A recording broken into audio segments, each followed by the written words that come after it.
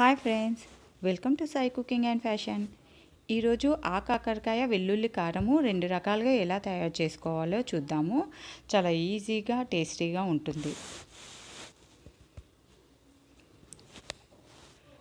ముందుగా ఆయిల్ వేడి చేసేసుకొని అందులోకి సన్నగా తరిగి పెట్టుకున్న కాకరకాయలను వేసేసుకోవాలి.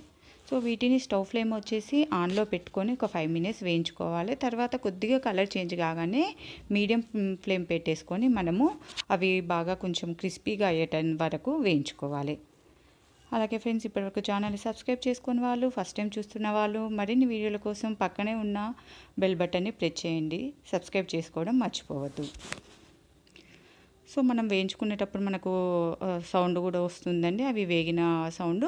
ఆ టైంలో మనము వీటిని డిష్ అవుట్ చేసుకోవాలి.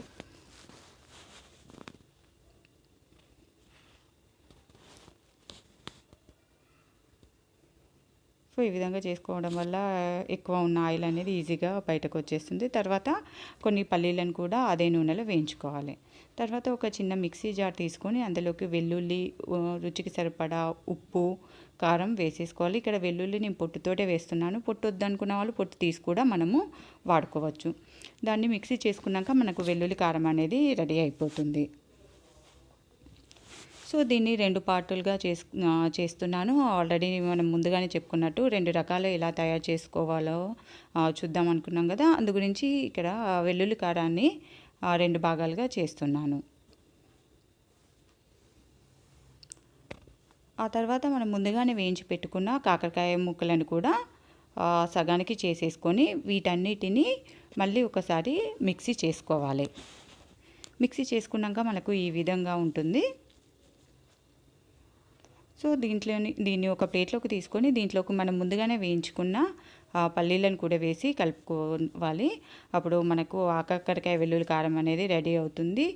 పిల్లలు ముక్కలు తినలేని వాళ్ళు ఈ విధంగా చేసుకుంటే చాలా బాగుంటుంది. పిల్లలు కూడా తింటారు. సో రెండో రకం ఒక చిన్న రోల్ తీసేసుకొని అందులోకి కాకరకాయలను అలాగే వెల్లుల్లి కారం వేసేసుకొని కొంచెము కచ్చపచ్చగా దంచేసుకోవాలి ముక్కలు నలిగేటట్టుగా. సో నూనె ఎక్కువగా వద్దనుకున్న వాళ్ళు ఇవి మనకు పండులో కూడా మనం బయట తీసుకునేటప్పుడు కొంచెం పండినవి ఇంటికి తీసుకొచ్చుకుంటే అవి పూర్తిగా పండిపోతాయి.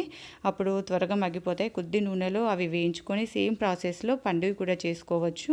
చాలా టేస్టీగా ఉంటుంది అది కూడా. సో ఇప్పుడైతే మనకు రెండో రకం కూడా రెడీ అయిపోయింది. ఇది పెరుగన్నంలోకి, వేడి అన్నంలోకి నెయ్యి వేసుకొని తింటే చాలా టేస్టీగా ఉంటుంది. ఫ్రెండ్స్, మీకు ఈ వీడియో నచ్చినట్లయితే లైక్ చేయండి, షేర్ చేయండి. Thank you for watching.